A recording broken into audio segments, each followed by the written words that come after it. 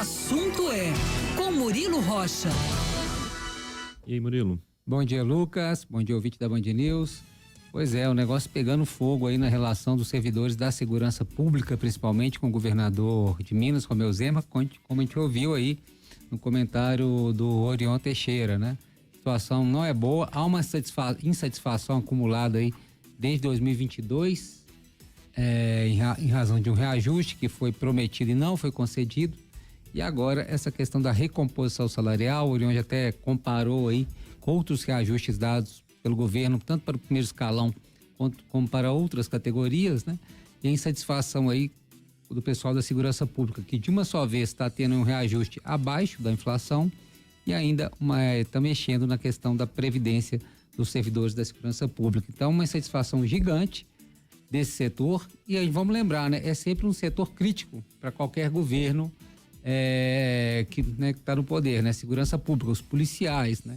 E já há informação circulando em grupo de policiais que eles estão numa operação tartaruga, uma operação, vamos dizer, né? Uma greve branca, né? E isso é muito ruim para o Estado, muito ruim para a população, ou seja, eles estariam atendendo só questões, só flagrante, né? A polícia estaria aí, não estaria atendendo todas as ocorrências, isso informação aí de grupos de policiais, né? É uma informação extraoficial, a Polícia Militar ainda não se manifestou, né?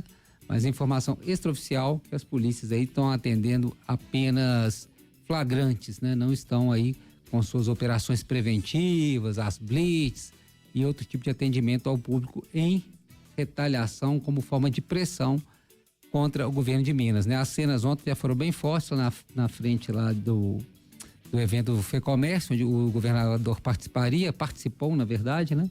Empurra lá de policiais, contra policiais, né? Policiais que estavam protestando contra policiais que estavam protegendo lá, fazendo a segurança do governador de Minas Gerais. Então, essa relação ainda vai render uma relação tensa, né? Um calcanhar de Aquiles para o governador Romeu Zema, que tem enfrentado esse tipo de protesto seu segundo mandato, né? No primeiro mandato meio que surfou ali, sem muita pressão. Nesse segundo mandato já vive uma realidade bastante diferente. Agora, queria concentrar no assunto do dia aqui, é uma avaliação, assim como eu fiz na entrevista do primeiro candidato, a pré-candidato à Prefeitura de Belo Horizonte, Bruno Engler, que a gente entrevistou aqui, do PL. Logo no dia seguinte eu fiz uma avaliação da entrevista, né, uma análise pessoal aí do que eu achei da entrevista. Farei hoje da mesma forma com o vereador e presidente da Câmara Municipal de Belo Horizonte, Gabriel Azevedo, do MDB, né? O Gabriel foi o segundo entrevistado aqui na nossa rodada de entrevistas com os pré-candidatos. Quem não acompanhou, pode ir lá no YouTube da Band Minas, procurar lá a entrevista, Gabriel Azevedo, vai estar separadinho o vídeo lá de 20 minutos com a entrevista do Gabriel. Mas eu destaco alguns pontos aqui, Lucas e ouvintes. Questão da Serra do Curral, que a gente tem perguntado para todos pré-candidatos também. O candidato Gabriel Azevedo foi bastante enfático em falar que quer fazer um parque, né, envolvendo inclusive outros municípios, Sabará e Nova Lima, para proteção total da Serra do Curral, né? Fazer um parque integrado aí entre os municípios e que não possa minerar em local nenhum da Serra do Curral, né? Uma posição aí radicalmente contra qualquer tipo de mineração na Serra do Curral. Outro ponto bastante interessante, a questão da mobilidade, né? A mobilidade. O Gabriel, né, que é presidente da Câmara, foi autor de uma CPI contra as empresas de ônibus. Ele mudou um pouco o discurso agora, falando que já teria que, durante o próximo prefeito, caso fosse ele prepararia sim um novo contrato, uma nova forma, mas aí para 2028, ou seja, cumpriria o contrato com as empresas de ônibus em vigor hoje, né? Em outros momentos ele chegou a falar que romperia esse contrato, né? Mostraria a ilegalidade desse contrato. Mas ontem, já na situação de pré-candidato, ele falou que ele passaria esses 4 anos preparando o novo contrato. Por que 4 anos? Porque só vence em 2028 o atual contrato das empresas de ônibus com a Prefeitura de Belo Horizonte. Se mostrou favorável ao subsídio, como ocorre em várias grandes cidades do Brasil e fora do Brasil também. Uma proposta, vamos dizer, uma novidade, uma proposta mais ousada, que dependeria de muitos recursos, foi ele falar da implantação de um veículo leve sobre trilhos na Afonso Pena, na pista central, né? Ele falou dessa proposta, desse projeto, ao criticar justamente a ciclovia que começou a ser construída saindo da Praça da Bandeira no Alto Afonso Pena e iria até a Praça da Rodoviária. Segundo ele, esse canteiro central da Afonso Pena seria ideal para ser destinado para um veículo leve sob trilhos, diminuindo ali a circulação de ônibus coletivo. Esse é um outro ponto importante da entrevista que ele defendeu aqui. Não falou como seria alocado esse recurso, de onde viria esses recursos, enfim, a viabilidade dessa proposta, mas defendeu, na opinião dele, que é a favor das ciclovias também, mas a ciclovia poderia sair da Praça da Rodoviária, mas virar ali na altura da Professor Moraes e ser colocado no canteiro, né? Numa das laterais, não no canteiro central, num dos passeios, melhor dizendo, e não no canteiro central. Ele falou que seria aquele passeio, você olhando da rodoviária para a Serra do Curral, seria no passeio do lado esquerdo ali. Segundo ele, seria possível fazer uma ciclovia ali, mas ela não subiria até o Alto Afonso Pena, ela viraria na altura da Rua Professor Moraes. Essa é a defesa da proposta feita pelo pré-candidato Gabriel Azevedo. E um outro ponto importante é a questão da reocupação dos prédios do centro de Belo Horizonte, né? Segundo o pré-candidato, ele é totalmente favorável, inclusive ele faria prédios mistos, né?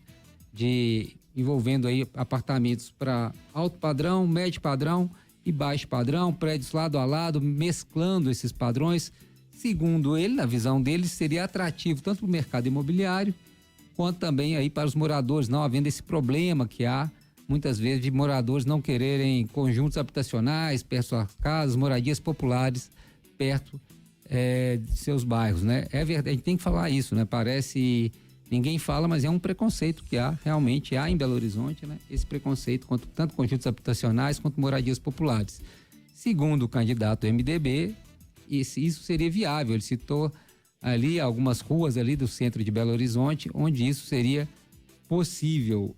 Fica algumas questões aí, né? Por exemplo, agora nós estamos, coincidentemente, ontem foi anunciado o projeto do Otton Palace, né? Que vai justamente mesclar hotel, flat, com apartamentos de até 3 quartos.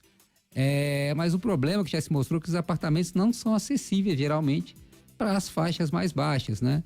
O edifício balança, mas não cai, aí clássico de Belo Horizonte, passou por uma reforma dessa e o valor final do imóvel não ficou tão atrativo para populações de baixa renda ali, é um classe média para cima, né? Então, esse é um problema que essa proposta é ótima, né? Quase todos os candidatos falam disso, de reocupar o centro, de esse retrofit, né, que se chama, dos prédios antigos, né, de dar uma nova roupagem para esses prédios antigos, mas enfrentam um problema na hora de vender esses imóveis e acabam ficando imóveis caros, né? Caros, pelo menos essa foi a experiência aqui, muito limitada em alguns imóveis de Belo Horizonte. De qualquer forma, ele defendeu essa ocupação dos prédios como moradias mistas, né? De diferentes faixas, né? É um candidato aí, uma avaliação minha, tá? Que estou fazendo, a cada entrevista estou fazendo essa avaliação. É um candidato que entende Belo Horizonte, gosta de Belo Horizonte, isso é claro, né? Na fala dele, ele deixa muito claro que ele entende, que ele gosta de Belo Horizonte. Agora também são propostas que esbarram na questão orçamentária, né? E também na questão de aprovação de projetos, por exemplo, mudança do plano diretor de Belo Horizonte. E esse é um ponto fraco do político Gabriel Azevedo, é um político que não constrói muitas alianças, né? Ele é mais famoso por justamente destruir, por ter inimigos na política, né? E para fazer projetos dessa monta, desse porte, né? Ele vai precisar de muito jogo de cintura, caso seja eleito, não só a negociação com o governo estadual, governo federal, como também com a Câmara de Vereadores de Belo Horizonte, da qual hoje ele faz parte, né? Então são projetos interessantes, mas que exigem um perfil que hoje o pré-candidato Gabriel Azevedo não tem, que é esse perfil de construção de pontes, né? De dessa habilidade política, de lidar com outras esferas políticas, com partidos de oposição, né? Acho que esse é um grande desafio, né? Apesar do conhecimento sobre Belo Horizonte e da paixão que ele diz ter por Belo Horizonte, ele sempre fala isso nas entrevistas dele, e parece conhecer muita cidade, tem muitos projetos, mas falta aí para ele ainda, pelo menos, né? Até então, nessa caminhada até o dia de hoje, essas relações políticas mais consolidadas, né? Tanto com a oposição e outros níveis de poder. É isso. À medida que as entrevistas forem acontecendo, a gente vai fazendo um resumo delas aqui sempre no dia seguinte. Lucas.